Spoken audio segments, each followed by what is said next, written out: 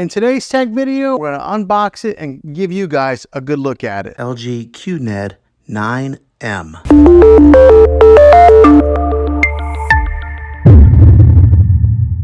Okay, so this is what the back side of it looks like. It's just laying face down. Here's another good look at just how thin this TV is from there to there. But this is where all the brains of the TV are. The ports on the back, you get a USB 1 right here, but also there's a USB 2 and 3. When it comes to the HDMI ports, that's what a lot of us will utilize. Right here is HDMI 1. There is your eARC HDMI. So if you are a gamer, that's where you're going to want to plug into right there. It's got a third HDMI hookup there.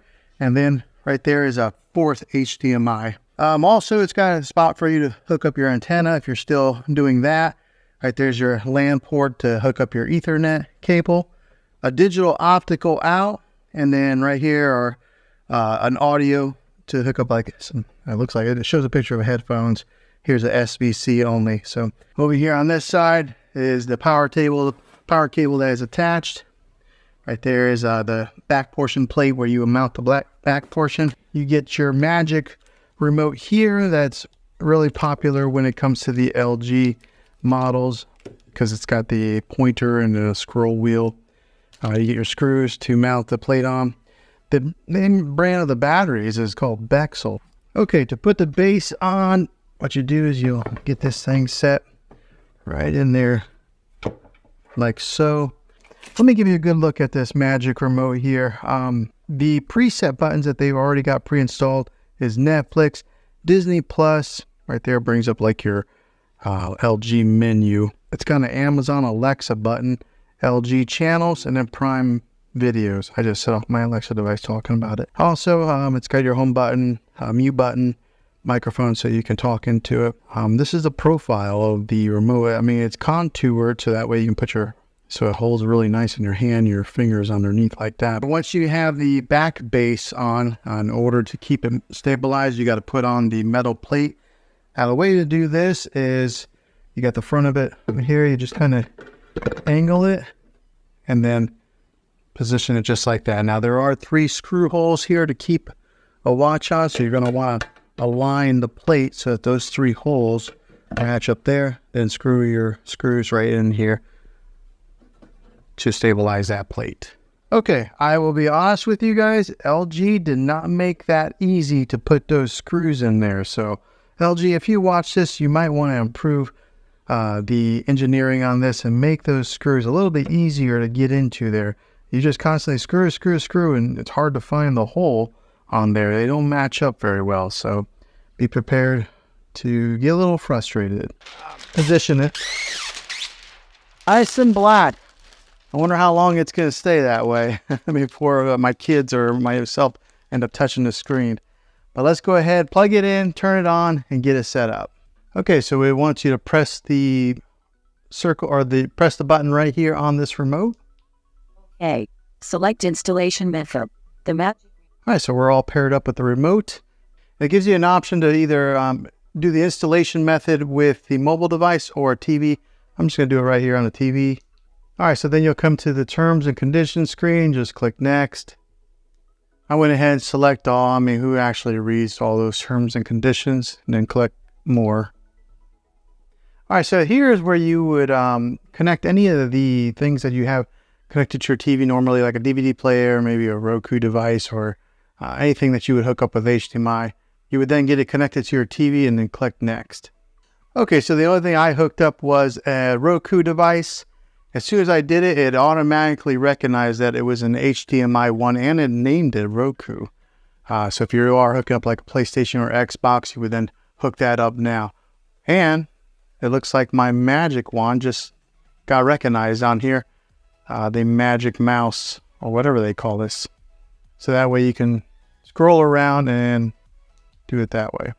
All right, so if you do have a TV antenna, you can get it hooked up right here. And when you hook it up through your coax cable. I do not have it, so I'm just going to go ahead and click next.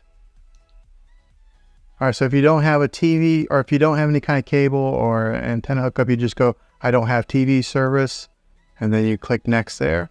You'll enter in your zip code, Why? I don't know why, but they ask for it.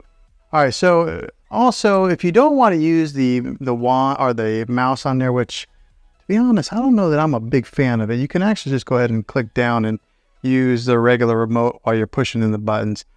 I prefer that. You may prefer the mouse. It's all based on preference. Okay, here it asks you for the TV type, whether you would put it on a stand or if you have it wall mounted. I put mine on a stand.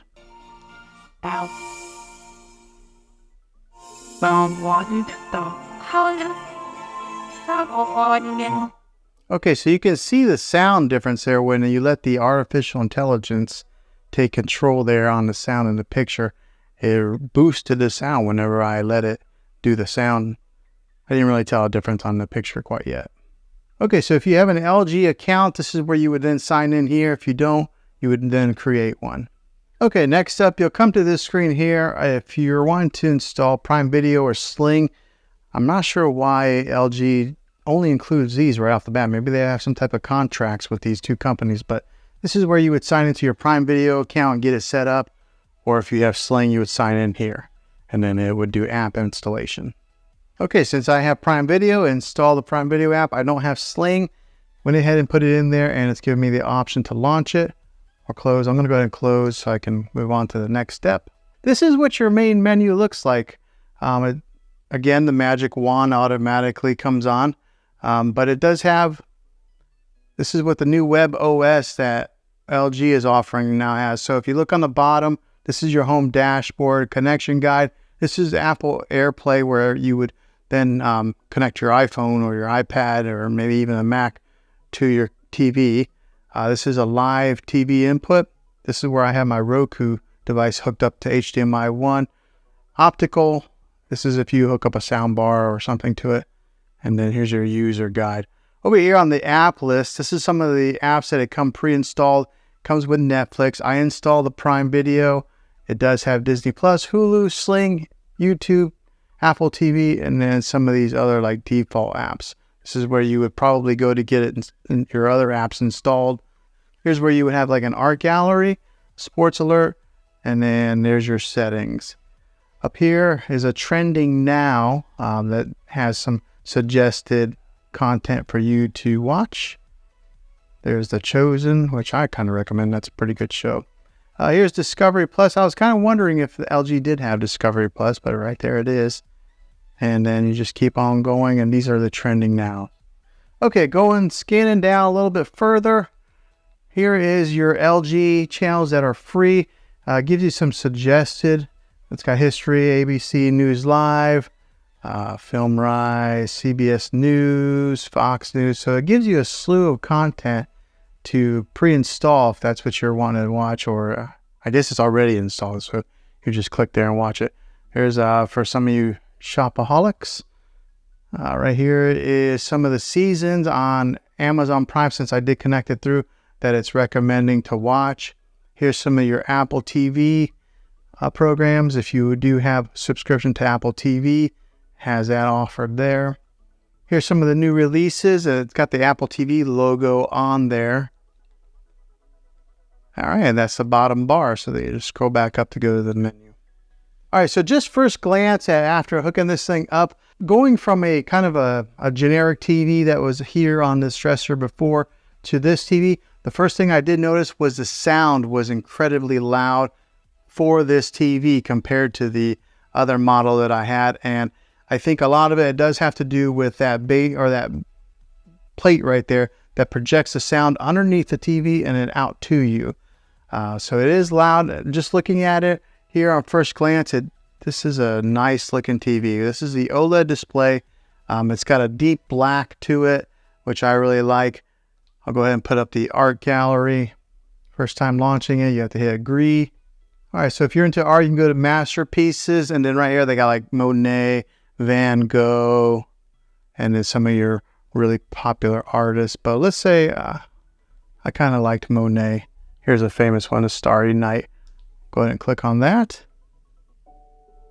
And it gives you some ambient music with the look of a painting with a border on there.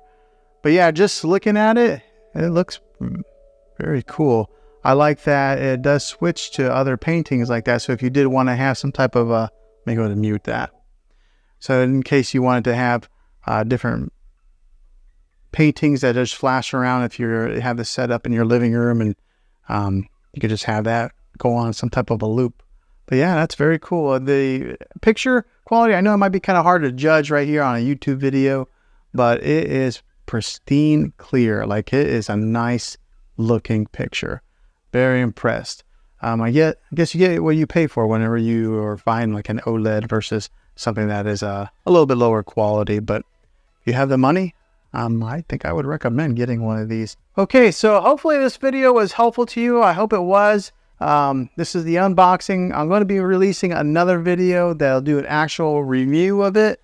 And then I will do another video that'll probably be like a 3-month later video after owning it for a little while. But yeah, hopefully this video was helpful. If it was, go ahead and throw a thumbs up on it. Go ahead and subscribe to my channel. I make tech videos all the time, and I would love to have you back in the next one. Until then, take care.